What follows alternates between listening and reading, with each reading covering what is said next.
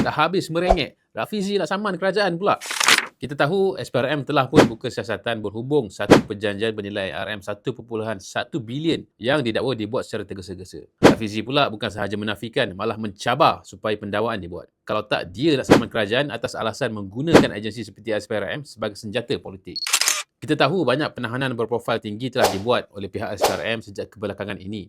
Dan kita kena pujilah keberanian itu. Namun timbul juga persoalan, adakah tangkapan-tangkapan ini dibuat atas motif tertentu atau sepenuhnya berlandaskan prinsip integriti dan tata kelola. Ini penting supaya tidak timbul persepsi selective prosecution. Dalam erti kata lain, SPRM dijadikan alat untuk menjatuhkan musuh politik atau individu tertentu atas arahan pihak tertentu. Perkara yang sama juga dibangkitkan oleh Nurul Izzah. Beliau bertanya siapakah yang bertanggungjawab memantau SPRM. Sebab itu cadangan untuk meletakkan SPRM di bawah pengawasan Parlimen perlu digerakkan semula. Bukanlah untuk mengganggu siasatan, tetapi untuk memastikan accountability. Kalau institusi terlalu berkuasa tanpa semak dan imbang, risiko penyalahgunaan tetap ada. Tak kira siapa yang memerintah. Isunya bukanlah Rafizi, isunya bukan juga Azam Baki, tapi isunya adalah sistem kita.